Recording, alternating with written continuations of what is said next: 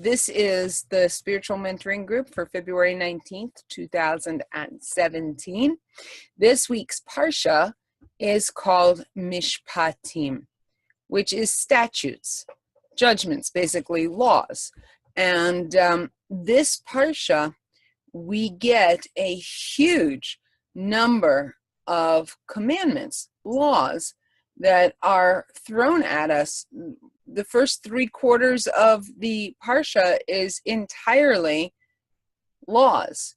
It contains just a huge list of what could appear as random laws, okay? The first 5 aliyahs, or, readings from the Parsha are entirely about man's relationship with man and the rest of creation. All of the laws that we see in the beginning of Mishpatim have something to do with the way that we interact with others and the world around us. All right? They are not about our relationship with God. I mean, they are ultimately about our relationship with God, because everything that we do is about our relationship with God. But these are specifically laws that relate, most of them anyway, that relate to our relationship with other people. Okay? So we just came out of Egypt.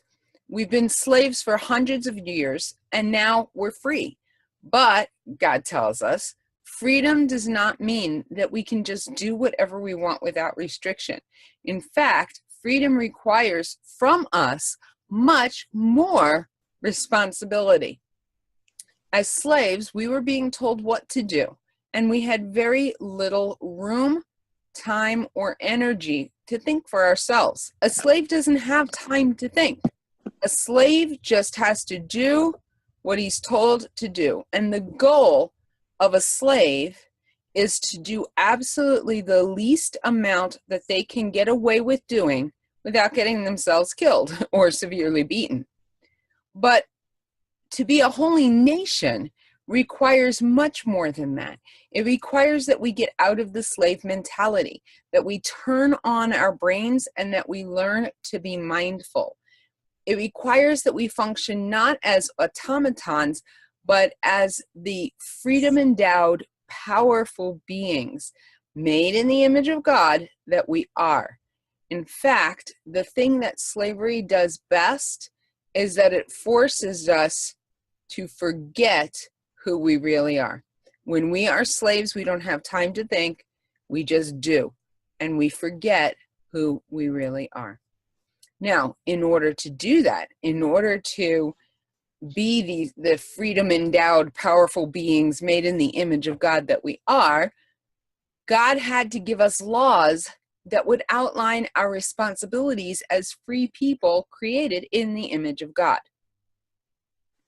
The Parsha includes, for example, the commandment not to gossip or to speak negative speech about someone, as well as to have mercy on a beast of burden that belongs to someone you hate.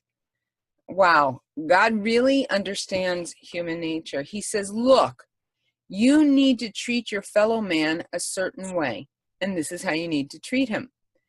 But sometimes there are going to be people you just don't like. Maybe you even hate them, but that is no excuse to be cruel. If you see, for example, that your enemy's donkey is buckling under a heavy burden or wandering off, you should help him, the donkey, not because of your enemy's sake, but for the donkey's sake, for your sake, because being cruel to an animal affects you at a very core level. Okay? So at first glance, most of the laws that are contained in this Parsha pertaining to man's interaction with man and nature may seem like they're simply about the others that we come in contact with, when in reality it's the opposite. How we interact with our world and with other people, the creatures and others around us, directly affects who we are at our core being. Okay? How we interact with them is a reflection and affects who we are deep down inside. If we ignore the plight of others, we become hard on the inside, and we can't be sensitive to the leading of our soul. Our soul becomes covered, it becomes hidden, and can't penetrate that covering.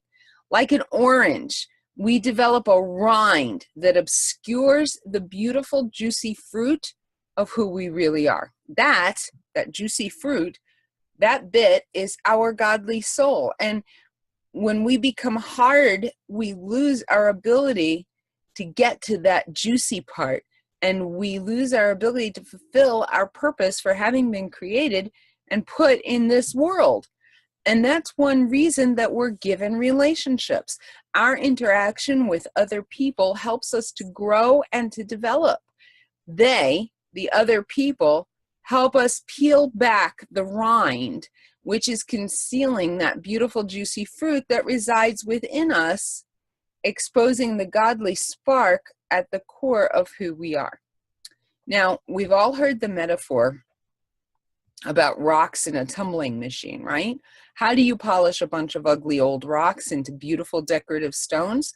You put them all together in a container and tumble them together.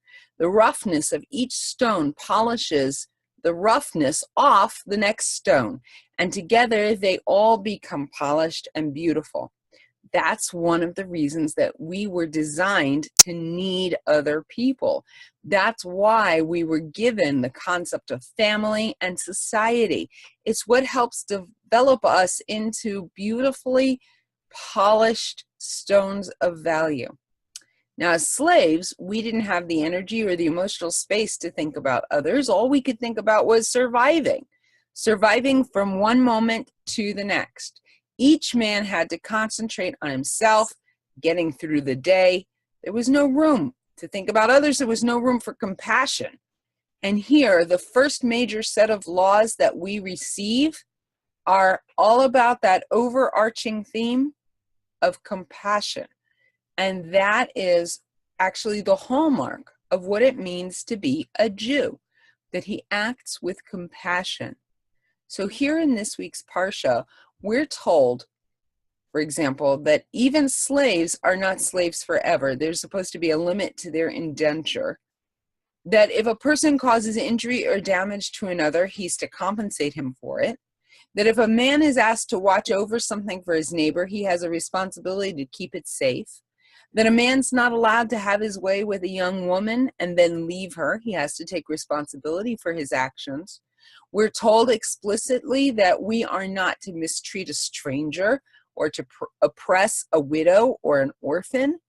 We are to lend to the poor without charging interest. And if the only thing he has to give is for collateral is his cloak, his clothing, then it's supposed to be returned to him before nighttime when it turns cold. We're told not to listen to a false report or partake in being a false witness or to pervert justice in any way. We're told not to accept a bribe. We're told not to cook a kid in its mother's milk. Wait, what? Yeah, that last one, that almost doesn't seem to follow, right? Totally different than all of those other laws, and I didn't quote all of them, but I just gave you kind of an overview.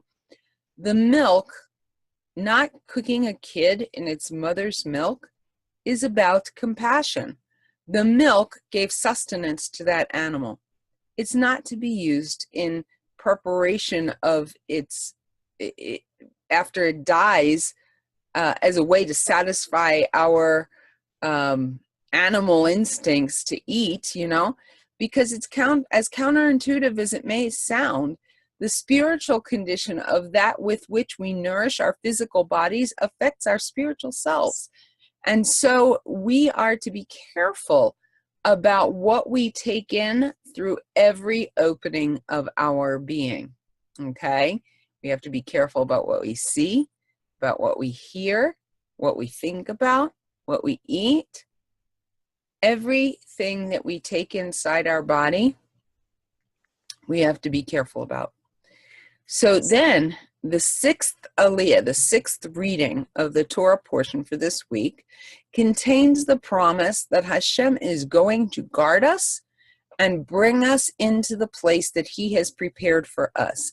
And that if we obey the laws that he set out for us, it says in Shemot, Exodus 23, verse 25, and you shall worship the Lord your God, and he will bless your food and your drink, and I will remove the illness from your midst. That kind of makes a good transition into the next topic. Because what does it mean that he will bless our food and our drink? Right? It's a good question. So, I had originally thought last week, the past 4 weeks, we've been going through the morning bracha called Modeh Ani, right? It's the first prayer that a Jewish person is supposed to say when they wake up in the morning. And I intended on moving from that to the other various morning brachot. And we will. We're going to go through some of those. But I thought that it might be a good idea today to spend a little time on the topic of what a blessing is. All right? Because it says there, of course, at the end of Shemot 23:25, and he will bless our food and our drink. So it's interesting here, normally we talk in terms of us blessing the food or blessing God.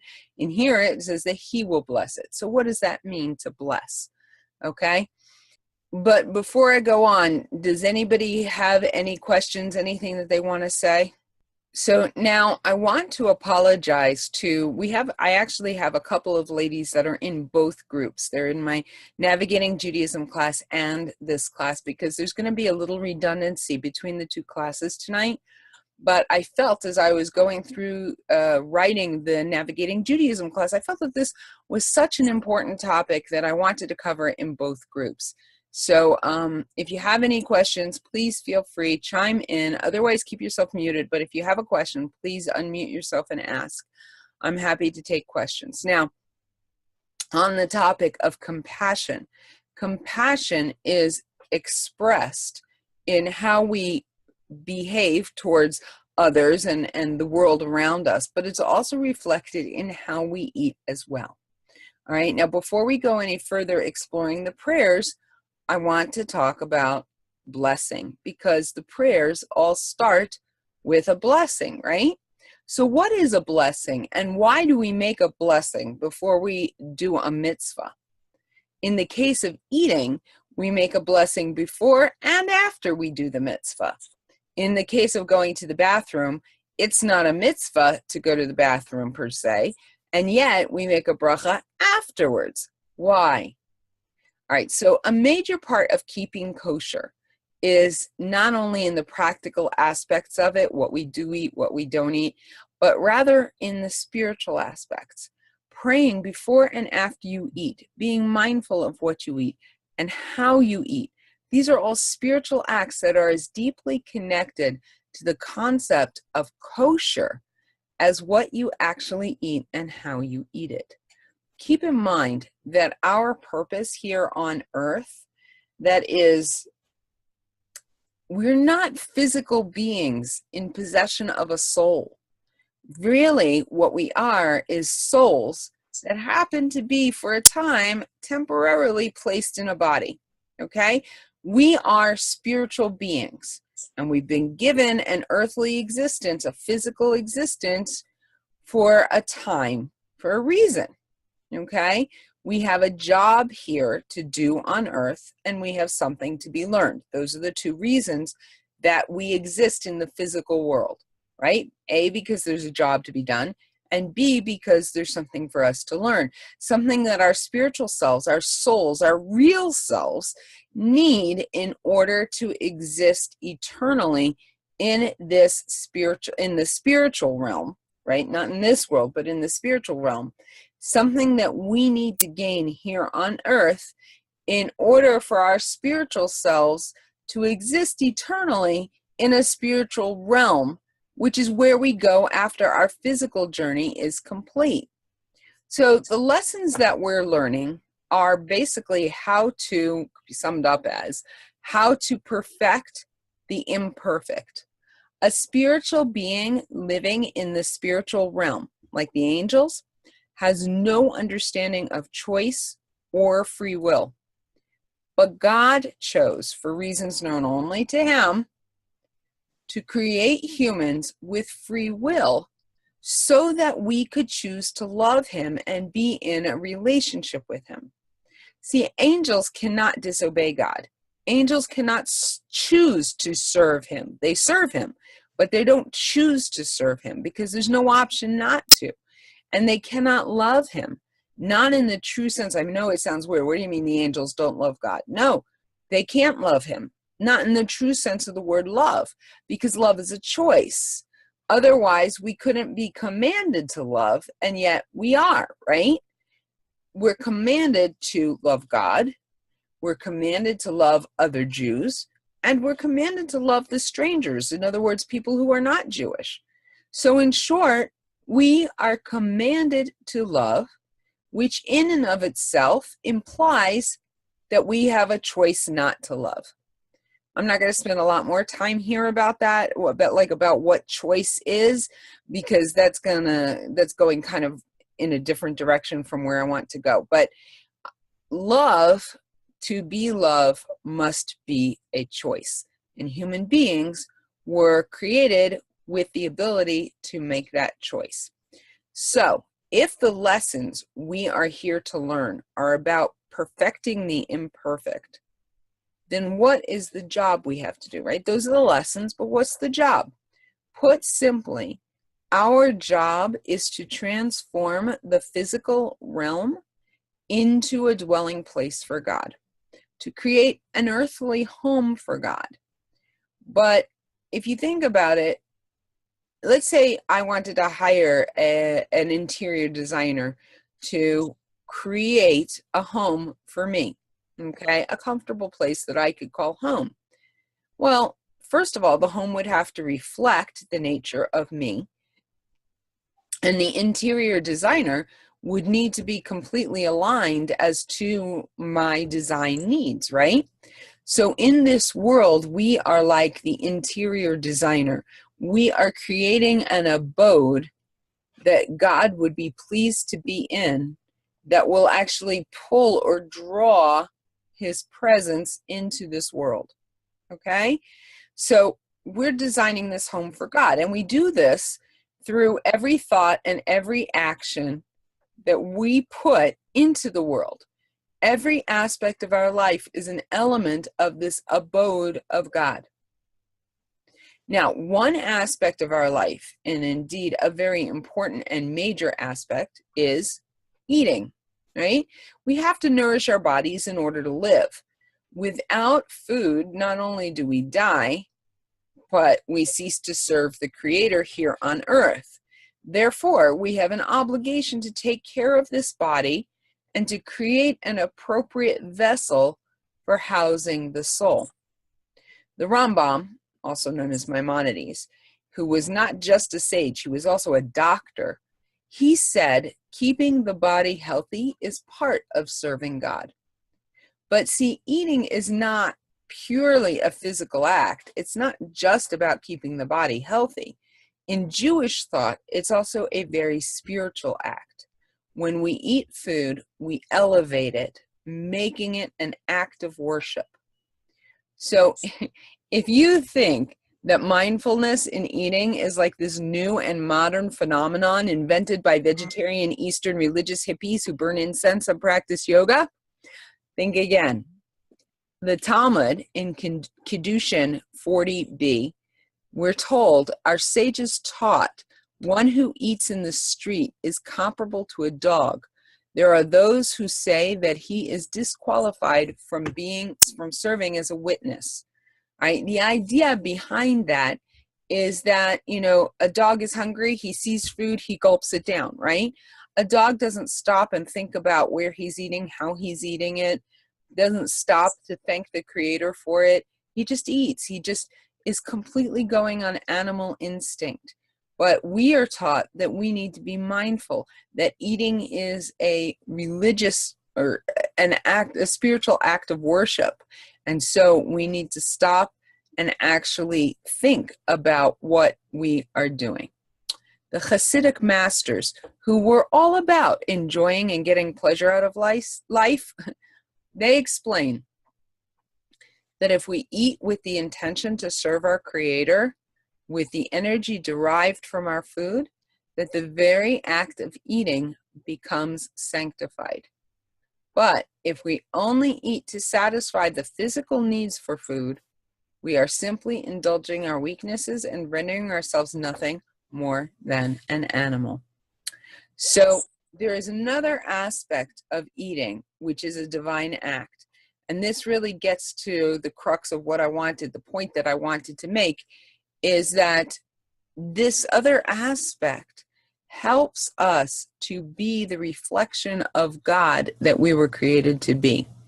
When a person takes a piece of food, an apple, let's say, and they stop and they make a blessing on it, what they are doing is acknowledging the purpose that God created this piece of fruit, and then releasing the soul of the fruit, or the divine spark that's within it, as it fulfills its purpose for being created.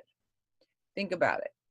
We are given, human beings are given a certain amount of time here on earth in order to accomplish something, right? Some of us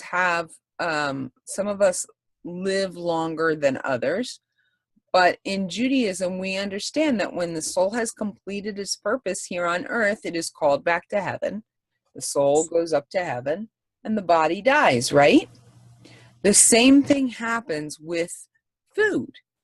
Although plants and animals have a much lower level of soul than a person does, when a person makes a blessing over food and then eats it, the person has facilitated that piece of food in its fulfillment and in fulfillment of its purpose, and its spark, its soul, at whatever level its soul is, its soul, if you will, is then released to go back to wherever its source in the spiritual realm is.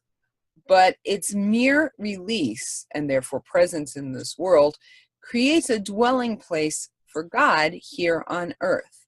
The more sparks of God we release here on earth, the more of God's presence is drawn down here to earth, and in turn provides spiritual fuel for the person who released the spark in order to be able to do the work that the person needs to do. Now, I know this is like really complicated, but it's a very important spiritual point.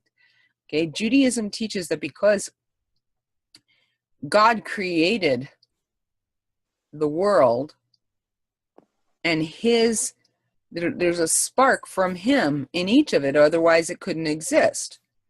Okay, so everything in this world has a purpose for being created, otherwise it wouldn't exist. And when we facilitate that thing in fulfilling its purpose for being created, that's when we release its spark and we draw down God's presence in this world. So eating is not just a matter of fulfilling our physical needs and desires. It's not even a matter of keeping ourselves alive. It's actually an act of worship that requires focus and direction. We've all heard of the food chain, right? That plays very heavily into the Jewish concept of eating. Every aspect of creation becomes incorporated into the level above it, right? So we have the elements, minerals, water, the sun, okay? And those sustain the plants. The plants sustain the animals. And all three of those sustain humankind, okay? Even if you are a vegan. Think about it.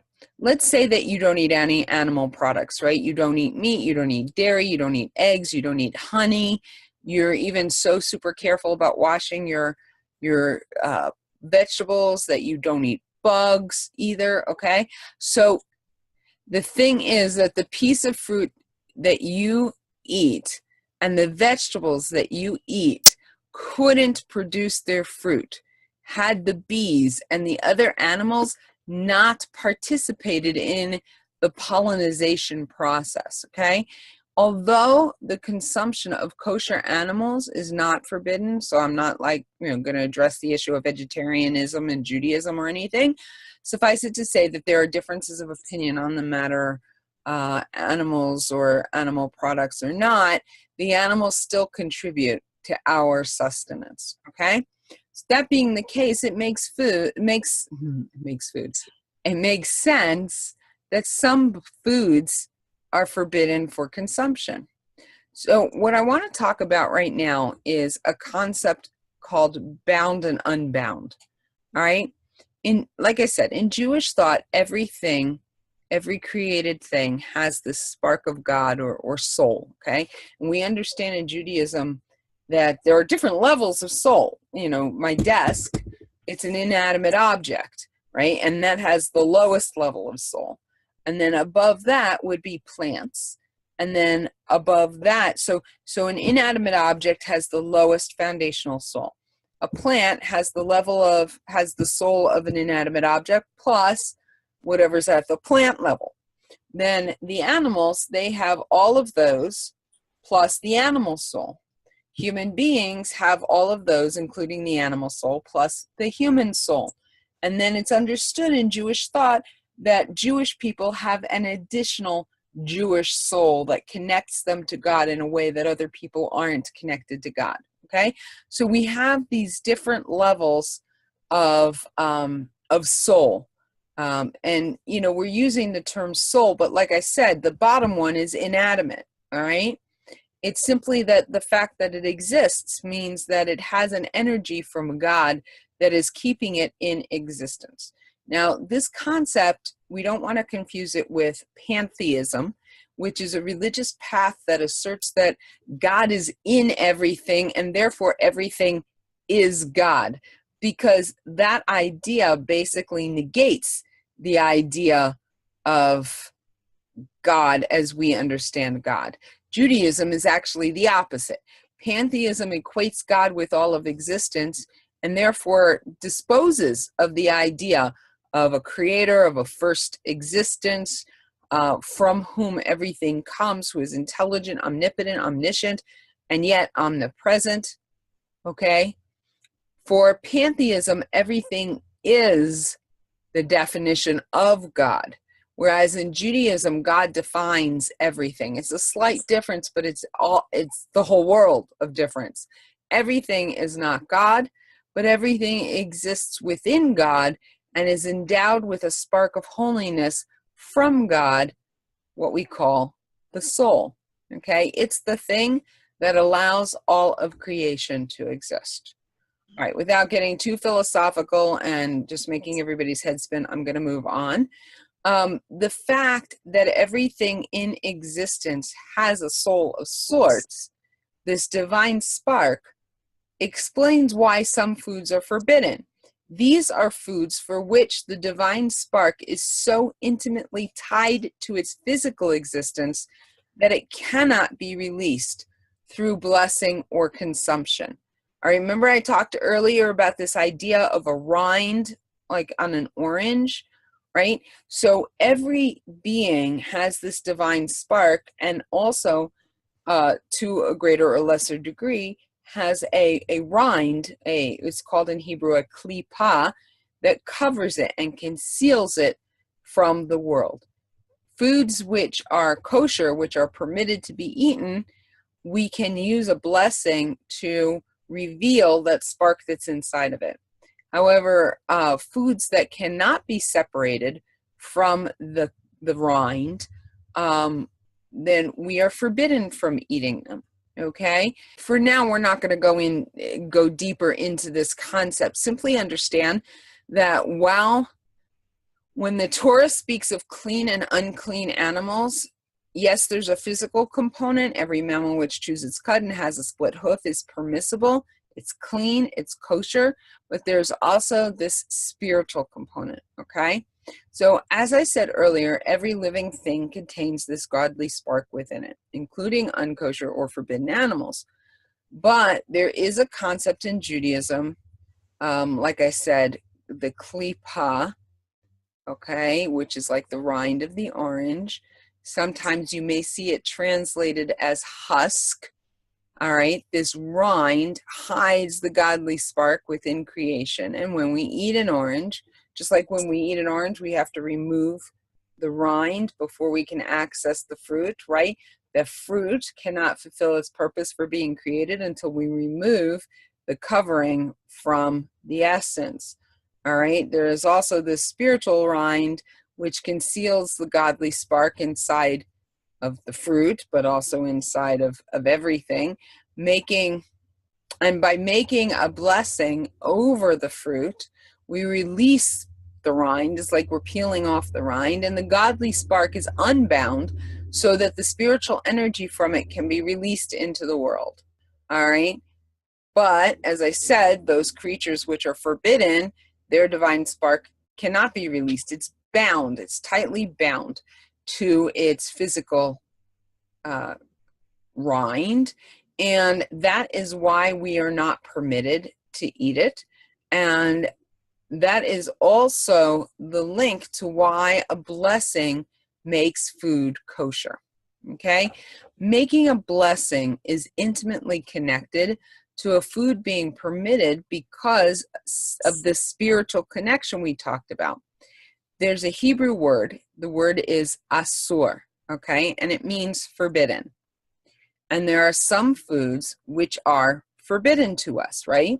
The Torah calls them unclean. They are forbidden. They are asur. But the word asur literally means bound up. So if we don't make a blessing over food and we don't release the godly spark, we are leaving it bound within the item, rendering it bound up, which is asur, which is forbidden.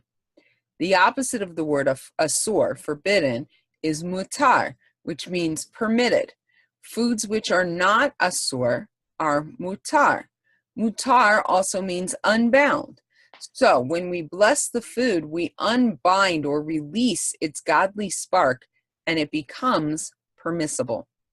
So given this idea, one might think then that if I bless unkosher meat, right, it's going to become released and therefore permitted, right? Except that God told us that there were certain foods that were categorically asur, forbidden. They cannot be made kosher no matter what we do to them. They are bound to that covering. We cannot release their holy spark.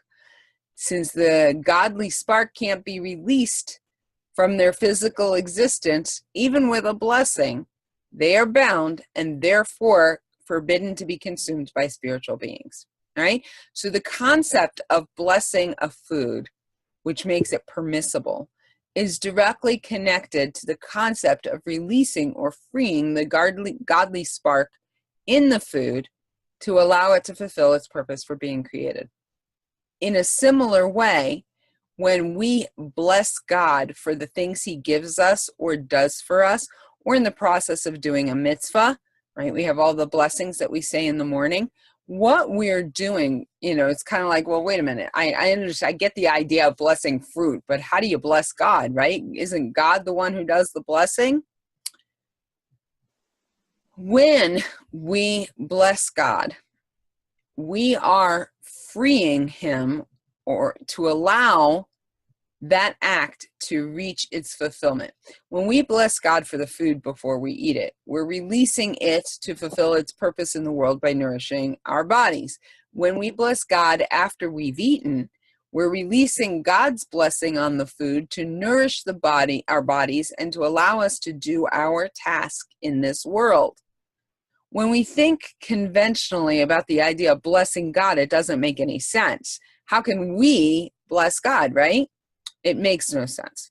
He is the one who blesses us and everything else in creation. But God gave us a free will, right? He is active in our lives and he tries to direct us in the way we should go. But if we choose to ignore his leading, that's our choice, because we have free will and we have to live with the consequences of those choices. But when we make a blessing, what we're doing is we're saying that we are open to his leading in our lives. And we're basically giving God permission. We're inviting God, if you will, to directly interfere with our lives. We're releasing him to affect our lives. And at the same time, we are creating a vessel. We're making space for him to be able to pour blessing into our lives. Do you remember the story of the prophet Elisha and the widow? The story is found in 2 Kings chapter 4. I'm going to actually read it to you. It says, "Now a certain woman of the wives of the sons of the prophets cried out to Elisha, 'Your servant, my husband, is dead, and you know that your servant feared Hashem, and the creditor has come to take my 2 children to be his slaves.' Elisha said to her, 'What shall I do for you? Tell me, what do you have in the house?' And she said, 'Your maidservant has nothing in the house except a jar of oil.'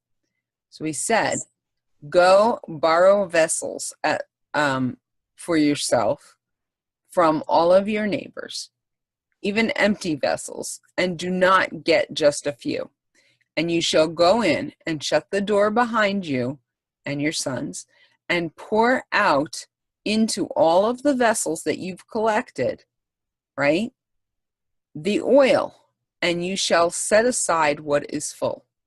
So she went from him, and she shut the door behind her sons, and they were bringing in the vessels to her, and she poured the oil, and the oil kept pouring, right? When the vessels were full, she said to her son, 'Bring me another vessel.' Finally, they ran out of vessels, and the son said, 'There is not one more vessel.' As soon as they ran out of vessels, the oil stopped. Then she came and told the man of God, and he said, 'Go, sell the oil, and pay your debt, and you and your sons can live on the rest.'" So that's found in 2 Kings chapter 4, verses 1 through 7. So the widow came to the servant of God as the agent of God, and he gave her a blessing. All right? Her coming to him and her act of obedience opened the door for blessing in her life. She basically invited the blessing in. But she had to find vessels to catch the blessings, right? So she went out and she borrowed all of these vessels. And the oil, as long as she had vessels, the oil kept pouring. It was a complete miracle until she ran out of out of vessels. She ran out of vessels. She ran out of blessing. Okay? When we make a blessing, all right, using 2 different forms of the word here, but when we make a blessing to God, right? Baruch atah Hashem, blessed are you, O Lord our God, King of the universe, who does whatever.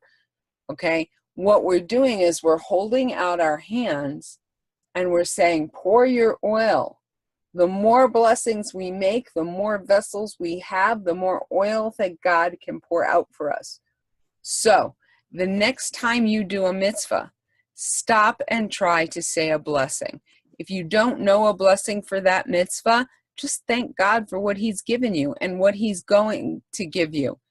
Gratitude makes a vessel, right? So like, for example, if you don't know the blessings, the official blessings on food right now, so my homework assignment for you this week is every time you're about to eat or drink something, to stop and to just be grateful.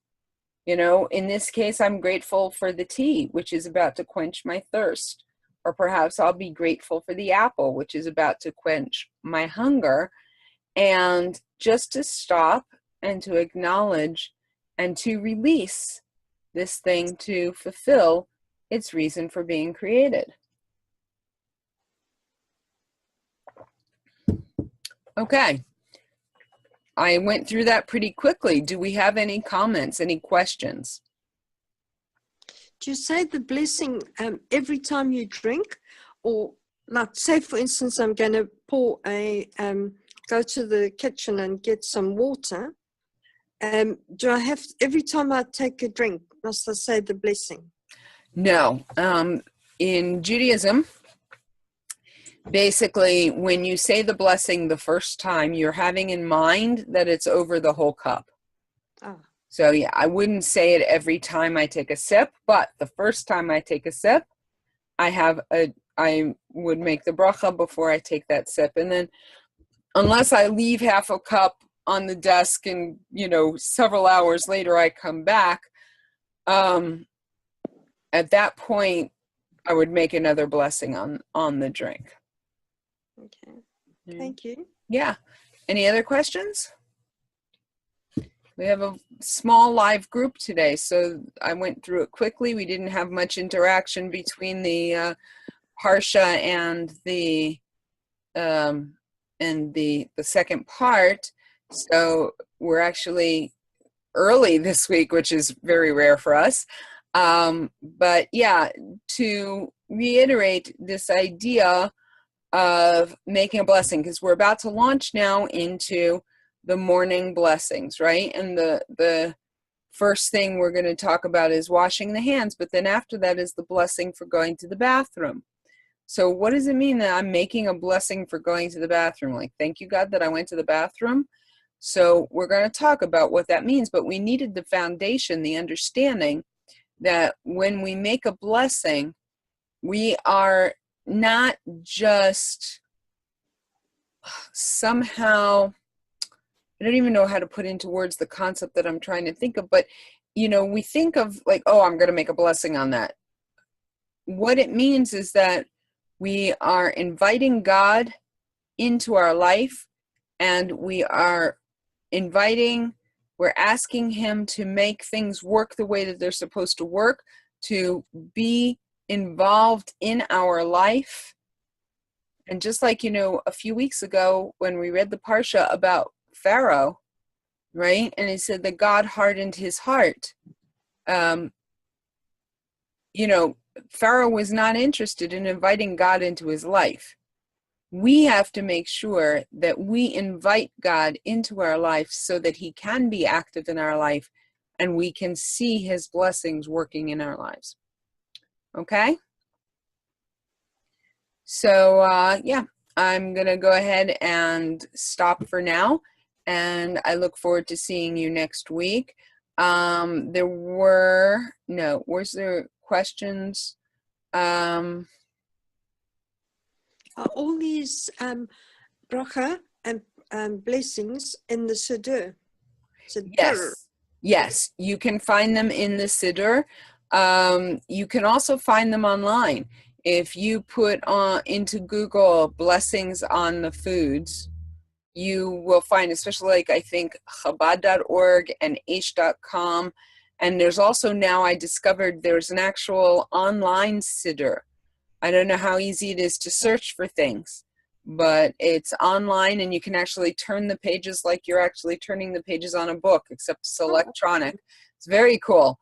Very cool. Now, that one does not have transliteration, so you have to be able to read the Hebrew in order to be able to use it, although you could read the English translation.